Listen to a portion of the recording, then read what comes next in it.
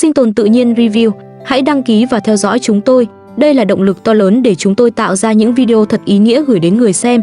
Chân thành cảm ơn. Hôm nay, khi nhiếp ảnh gia đến nhà Ali, bầu không khí trong căn nhà nhỏ lại một lần nữa không yên ổn. Từ sáng sớm, giữa Ali và Parisa đã xảy ra cãi vã. Những chuyện của ngày hôm qua vẫn chưa thể trôi qua. Ali vẫn còn trách Parisa vì những lời nói khiến bà Hilda tủi thân đến mức rời khỏi căn nhà này. Từ khi bà đi, mọi thứ trong nhà như nặng hơn rất nhiều. Không chỉ vì thiếu đi một người phụ giúp, mà vì thiếu đi một bàn tay luôn âm thầm giữ cho căn nhà được gọn gàng, ấm áp và có trật tự. Trước đây, dù căn nhà có bao nhiêu việc, bà Hilda vẫn luôn ở đó. Khi Ali trộn vữa, bà phụ đưa nước. Khi khu vườn khô, bà đi tưới. Khi bếp lạnh, bà lại nhóm lửa nấu ăn. Những việc ấy tưởng như nhỏ, nhưng khi bà rời đi, Ali mới càng thấy rõ bà đã gánh giúp anh biết bao nhiêu thứ. Bây giờ, một mình Ali phải làm tất cả. Từ việc sửa nhà, mua gạch, đến cả việc trong sân, trong vườn. Và điều khiến anh đau lòng hơn cả là Parisa dường như không hề thấy mình có lỗi. Một lúc sau, Ali nhìn sang những chậu cây trong nhà. Những bông hoa trong chậu đã bị cừu ăn gần hết. Cành lá xơ xác. Những chậu cây trước đó còn xanh tốt, giờ chỉ còn lại những phần bị cắn hư. Ali nhìn cảnh ấy, trong lòng lại thêm mệt mỏi. Lý do là Parisa ngủ quên, không chịu khép cửa cẩn thận để cừu bò vào trong nhà và cắn phá hết cây. Đối với Ali, những chậu cây đó cũng là một phần của căn nhà. Là công sức chăm sóc. Là chút màu xanh. Vậy mà chỉ vì một chút bất cẩn, chúng bị phá hỏng. Ali nhìn Parisa, nhưng cô chỉ lạnh lùng nói: "Không liên quan đến tôi. Uống nước đi." Câu nói ấy khiến Ali bất lực đến mức không biết phải đáp lại thế nào. Anh nhìn Parisa. Trong ánh mắt anh có giận dữ, có thất vọng, có cả sự mệt mỏi của một người đã phải chịu quá nhiều áp lực. Nhưng rồi Ali không nói gì thêm. Có những lúc, người ta im lặng không phải vì không có gì để nói, mà vì nói thêm cũng chẳng còn tác dụng. Một lúc sau, nhà Ali lại bị mất điện. Trong căn nhà vốn đã ngột ngạt, việc mất điện khiến mọi thứ càng thêm khó chịu. Ali quay sang hỏi Parisa: "Có nước rồi, cô đã đi tưới cây chưa?" Parisa đáp ngắn gọn: "Chưa." Ali không kìm được nữa. Anh nói: "Cô không làm được việc gì hữu ích cả. Sao cô lại để bà bỏ chúng ta đi?" Câu hỏi ấy không chỉ là trách móc, mà là nỗi đau trong lòng Ali. Bởi anh biết nếu bà Hilda còn ở đây, khu vườn sẽ được tưới từ sớm. Nhà cửa sẽ gọn hơn. Bữa trưa có lẽ cũng đã có người chuẩn bị. Và quan trọng nhất, Ali sẽ không cảm thấy cô độc đến vậy trong chính căn nhà của mình. Nhưng Parisa vẫn không bận tâm. Cô nói: "Tôi không quan tâm. Khu vườn này không liên quan đến tôi." "Anh đi đâu từ sáng giờ vậy?" Ali đáp: "Tôi đi mua gạch. Tôi đang tìm cách vay tiền nhưng không tìm được người bảo lãnh." Câu nói ấy cho thấy Ali đang bị đè nặng bởi rất nhiều thứ. Anh muốn xây thêm phòng, muốn làm cho cuộc sống của gia đình tốt hơn từng ngày. Nhưng mọi thứ đều cần tiền. Ali đã cố đi tìm cách vay, nhưng lại không tìm được người đứng ra bảo lãnh. Một người đàn ông muốn xây dựng mái ấm, nhưng lại mắc kẹt giữa thiếu thốn và những cuộc cãi vã không hồi kết. Ngoài sân, nắng bắt đầu mạnh hơn. Những phần việc dang dở vẫn còn đó, không vì bà Hilda rời đi mà tự hoàn thành. Ali nhìn Parisa rồi nói: "Tôi cần cô đến giúp tôi. Cô không làm được gì, chỉ toàn đi phá và nói xấu là giỏi thôi." Nhưng Parisa lại từ chối: "Không, anh tự làm đi. Chuyện này không liên quan gì đến tôi. Anh đừng xây nhà nữa. Căn nhà này không đáng ở lại đâu." Câu nói ấy một lần nữa đánh thẳng vào niềm tin của Ali. Với Parisa, căn nhà này không đáng để ở lại. Nhưng với Ali, đây là nhà. Là mảnh đất anh đã khó khăn lắm mới có được. Là nơi anh tin rằng nếu cố gắng đủ lâu, cuộc sống sẽ tốt hơn. Hai người nhìn cùng một căn nhà, nhưng lại thấy hai thế giới khác nhau. Parisa nhìn thấy sự chật chội, thiếu thốn và mệt mỏi. Ali lại nhìn thấy hy vọng, trách nhiệm và những gì mình đã đổ mồ hôi gây dựng. Sau một lúc, Ali nói Parisa hãy mau làm bữa trưa đi. Anh còn nói rằng nếu bà Hilda có ở đây, mọi thứ đã xong từ sớm rồi. Câu nói ấy không phải để so sánh Parisa với bà Hilda, mà là một tiếng thở dài của Ali. Anh nhớ sự chu đáo của bà. Nhớ cách bà âm thầm làm việc mà không cần ai nhắc. Nhớ một người luôn biết căn nhà cần gì, vườn cần gì, bữa cơm cần gì. Sau một lúc làm việc, Ali quay trở vào nhà. Anh nằm xuống nghỉ một chút. Cơ thể anh đã thấm mệt. Từ sáng đến giờ, anh vừa lo công việc, vừa nghĩ chuyện vay tiền. Nhưng khi anh nghỉ, Parisa vẫn chưa chịu nấu bữa trưa. Cô nói mình đang mệt, lát nữa sẽ nấu. Ali nghe vậy chỉ càng thêm chán nản. Có lẽ Parisa thật sự mệt. Phụ nữ mang thai thường dễ mệt, dễ buồn, dễ khó chịu.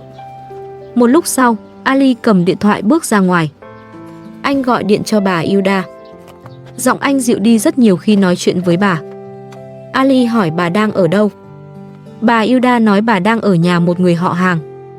Chỉ nghe đến đó thôi, Ali có lẽ cũng thấy lòng mình nghẹn lại.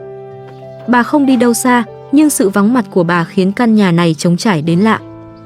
Ali muốn nói thêm. Nhưng đúng lúc anh đang nói chuyện, Parisa lập tức bước ra. Ali nhìn thấy cô liền hỏi. Tại sao nghe lén anh nói chuyện? Rồi anh vội nói với bà Hilda rằng mình sẽ gọi lại sau. Cuộc gọi bị cắt ngang. Nhưng cơn căng thẳng thì lại tiếp tục. Parisa nói Ali không có quyền gọi cho bà Hilda. Cô còn bảo Ali đưa điện thoại cho mình và đừng liên lạc với bà Hilda nữa. Lời nói ấy như đổ thêm dầu vào ngọn lửa vốn đã âm ỉ từ sáng. Ali không đáp lại. Anh không muốn tiếp tục tranh cãi với Parisa về bà Hilda. Bởi trong lòng anh, bà Hilda không phải người ngoài. Bà là người đã hy sinh cho căn nhà này. Là người mà anh kính trọng. Ali không thèm để ý đến Parisa nữa. Anh lặng lẽ bước ra ngoài, tiếp tục sửa nhà vệ sinh. Công việc vẫn còn đó. Chúng chỉ chờ một đôi tay tiếp tục hoàn thành. Ali làm việc trong im lặng. Không có bà Hilda bên cạnh. Chỉ có Ali, nắng nóng, xi măng, những bức tường dang dở và một cảm giác cô đơn đang lớn dần trong lòng. Còn Parisa, sau một lúc loay hoay trong nhà, cuối cùng cũng bắt đầu đi nấu ăn. Nhưng mọi thứ đã không còn giống một bữa cơm ấm áp. Giống như đang cố làm phần của mình, nhưng lại không còn thật sự đặt trái tim vào đó. Một buổi sáng ở nhà Ali trôi qua như vậy. Bắt đầu bằng trách móc. Tất cả những điều đó tưởng như rời rạc, nhưng thật ra đều chỉ ra một điều rất rõ. Căn nhà này đang mất đi sự cân bằng. Khi bà Hilda còn ở đây, bà giống như sợi dây mềm mại nối mọi thứ lại với nhau. Bà không làm cho những mâu thuẫn biến mất hoàn toàn, nhưng ít nhất bà giúp căn nhà không quá lạnh. Nhưng bây giờ, khi bà rời đi, sự thiếu vắng ấy khiến từng vết nứt trong căn nhà hiện ra rõ hơn. Ali mệt mỏi hơn. Bữa trưa cũng trở thành một lý do để cãi nhau. Có lẽ Ali vẫn còn rất nhiều điều muốn làm cho gia đình này. Nhưng một mình Ali thì quá khó. Bởi xây một mái nhà không chỉ cần gạch, xi măng và tiền bạc. Nó còn cần sự đồng lòng. Cần một người bên cạnh biết chia sẻ. Parisa có thể cũng có nỗi mệt riêng. Nhưng khi cô liên tục nói rằng mọi thứ không liên quan đến mình, cô đã vô tình đẩy Ali vào cảm giác phải gánh cả gia đình một mình. Và đó chính là điều khiến Ali đau nhất. Ngoài sân, Ali vẫn tiếp tục làm. Nhưng trong lòng anh, có lẽ vẫn vang lên câu hỏi. Nếu một căn nhà chỉ có một người muốn xây, còn người kia luôn muốn bỏ đi, thì căn nhà ấy có thể thật sự thành mái ấm được không? Nếu một người phụ nữ như bà Hilda, người từng hết lòng vì gia đình, lại bị đẩy ra ngoài bằng những lời vô tâm, thì sự bình yên còn có thể quay lại dễ dàng không? Hôm nay, câu trả lời vẫn chưa có. Chỉ có Ali lặng lẽ làm việc. Bởi có những chậu cây bị cừu ăn mất hoa, vẫn có thể trồng lại. Có những bức tường nứt, vẫn có thể trám bằng xi măng. Nhưng lòng người một khi đã tổn thương, nếu không được nâng niu, sẽ rất lâu mới có thể xanh lại như xưa.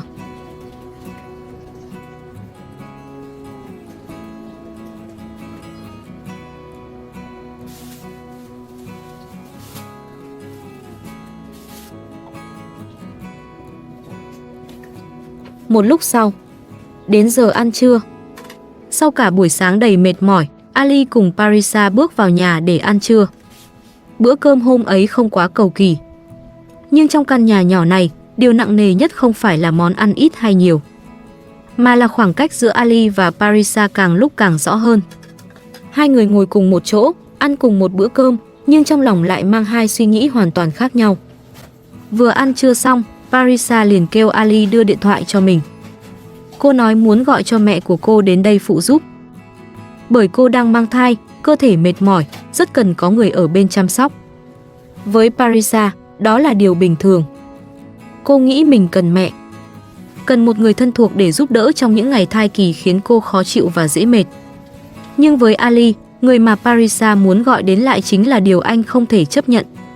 Ali lập tức nói rằng anh không đồng ý để mẹ kế của Parisa đến căn nhà này. Sau những chuyện đã xảy ra, sau những lời mẹ kế từng khuyên Parisa ly hôn, thậm chí bỏ đứa bé trong bụng, Ali không còn niềm tin vào người phụ nữ ấy nữa. Anh không muốn người đó bước vào nhà mình. Không muốn căn nhà vốn đã rối ren lại thêm một nguồn áp lực mới. Ali nói Parisa phải xin lỗi bà Hilda để bà quay trở về căn nhà này. Bởi với Ali, người thật sự đã chăm sóc, giúp đỡ và giữ cho căn nhà này đứng vững suốt thời gian qua không phải ai khác, mà chính là bà Hilda. Bà là một phần của mái nhà này. Nhưng Parisa không chịu. Cô nói mình cần mẹ chăm sóc, chứ không cần bà Hilda. Câu nói ấy lại một lần nữa khiến không khí trong nhà nặng xuống. Bởi trong mắt Parisa, bà Hilda không phải người cô muốn dựa vào. Còn trong mắt Ali, bà Hilda lại là người duy nhất thật lòng đứng về phía gia đình này, lặng lẽ hy sinh mà không hề đòi hỏi. Một bên muốn gọi mẹ kế đến, một bên muốn bà Hilda quay về. Hai mong muốn ấy giống như hai hướng đi trái ngược, khiến cuộc tranh cãi lại tiếp tục kéo dài. Sau một lúc tranh cãi, Ali không muốn nói thêm nữa. Anh bước ra ngoài làm việc. Công việc vẫn còn dang dở. Nhà vệ sinh đã được phủ gần hết gạch men. Chỉ còn một số góc nhỏ chưa lót xong. Nhìn vào đó, có thể thấy Ali đã cố gắng rất nhiều. Mọi việc bây giờ đều đổ lên vai một mình Ali. Anh vừa giận Parisa, vừa nhớ bà Hilda, vừa phải nuốt hết mệt mỏi để tiếp tục làm cho xong những phần còn lại. Còn Parisa, sau một lúc nghỉ ngơi, cũng bước ra ngoài khu vườn để tưới nước. Cả ngày hôm nay, cô mới tưới vườn một lần. Nếu bà Hilda còn ở đây, một ngày bà thường tưới nước 2 đến 3 lần. Bà biết cây nào cần thêm nước, biết luống nào dễ khô, biết phải chăm khu vườn vào lúc nào để cây không bị héo. Còn Parisa thì khác. Cô không thật sự gắn bó với khu vườn này, cũng không xem nó là trách nhiệm của mình. Vì vậy, việc tưới nước đối với cô giống như một việc làm tạm, làm cho có, chứ không phải sự chăm sóc từ trong lòng. Một lúc sau, Parisa phát hiện một số cây bị hư. Cô liền kêu Ali đến xem. Nhưng Ali lúc đó vẫn đang bận làm dở trong nhà vệ sinh. Anh chưa thể đến ngay được. Cảnh ấy càng cho thấy rõ hơn sự vắng mặt của bà Hilda quan trọng đến thế nào. Trước đây, những việc như vậy bà thường tự nhìn thấy. Còn bây giờ, chỉ một khu vườn nhỏ thôi cũng trở thành chuyện khiến hai người khó chịu với nhau. Một lúc sau, Ali nói với Parisa rằng hãy gọi điện cho bà Hilda đi. Hãy kêu bà quay về.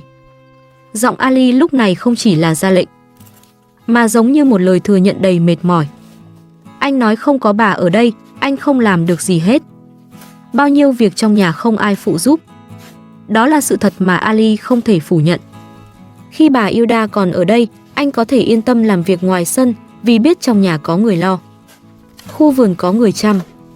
Bữa ăn có người chuẩn bị. Những góc nhỏ trong nhà luôn được dọn dẹp. Còn bây giờ, tất cả như rời rạc đi. Nhưng Parisa vẫn không chịu. Cô nói bà Hilda có phần đất, còn cô thì không có.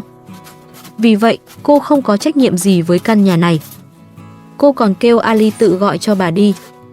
Câu nói ấy làm Ali càng thêm thất vọng. Ali nghe vậy liền nói rằng anh sẽ không bao giờ bán phần đất của bà Hilda. Nếu có bán, anh chỉ bán phần đất của mình. Với Ali, phần đất của bà Hilda là điều không thể đụng đến. Đó không chỉ là tài sản, mà là sự tôn trọng anh dành cho người đã luôn ở bên cạnh mình. Bà Hilda đã giúp anh quá nhiều, đã gánh vác quá nhiều. Anh không thể vì những mâu thuẫn với Parisa mà bán đi phần thuộc về bà. Parisa lại nói với Ali rằng anh phải biết nghĩ xa hơn. Đừng bao giờ đứng dậm chân ở một chỗ như thế này. Hãy tìm một nơi có cuộc sống tốt hơn. Trong suy nghĩ của Parisa, ở lại mảnh đất này là tự chôn mình trong nghèo khó. Nhưng Ali thì không nghĩ vậy. Anh nói cuộc sống ở đây rất tốt. Anh không muốn đi đâu cả. Với Ali, nơi này vẫn là nhà. Anh còn nói, khi nào bà Hilda cần, anh vẫn để căn nhà này lại cho bà. Câu nói ấy cho thấy tình nghĩa trong lòng Ali. Dù anh là người đang sửa sang, đang cố gắng từng ngày, nhưng anh vẫn không quên bà Hilda. không quên rằng bà đã dành cả sức lực và tình thương cho căn nhà này. Không ai biết Parisa đang nghĩ điều gì. Cũng không ai biết thật sự cô đang muốn làm gì. Nhưng rõ ràng, sự có mặt của Parisa đã làm căn nhà Ali trở nên xáo trộn hơn bao giờ hết. Trước đây, cuộc sống của Ali và bà Hilda tuy vất vả, nhưng vẫn có nhịp điệu riêng. Nhà cửa tuy nghèo nhưng vẫn gọn gàng, ấm áp. Từ khi Parisa bước vào, căn nhà có thêm hy vọng về một đứa trẻ sắp chào đời. Nhưng đi cùng hy vọng ấy cũng là quá nhiều mâu thuẫn. Parisa không muốn ở lại. Ali không muốn rời đi. Parisa nghĩ đến một cuộc sống xa hơn. Ali lại tin rằng chính nơi này mới là nền móng anh có thể giữ lấy. Và giữa những khác biệt ấy, căn nhà cứ ngày một thêm nặng nề. Nhưng trong lòng Ali, có lẽ điều anh mong nhất không chỉ là hoàn thiện căn nhà, mà là làm sao để căn nhà ấy có lại sự bình yên như những ngày bà Hilda còn ở đây. Một mái nhà còn cần có người biết chia sẻ. Và biết rằng, có những người như bà Hilda, một khi đã rời đi, thì sự trống vắng để lại không dễ gì lấp đầy. Hôm nay, Ali vẫn tiếp tục làm. Parisa vẫn tiếp tục giữ suy nghĩ của mình. Bà Hilda vẫn chưa quay về. Căn nhà vẫn đứng đó, giữa những phần sửa chữa còn dang dở và những lời nói chưa thể hóa giải. Có lẽ, điều mà căn nhà này cần nhất lúc này không phải là xây thêm phòng, mà là một chút thấu hiểu, một chút dịu dàng, để những người đã từng cùng nhau giữ mái nhà này không phải tiếp tục rời xa nhau.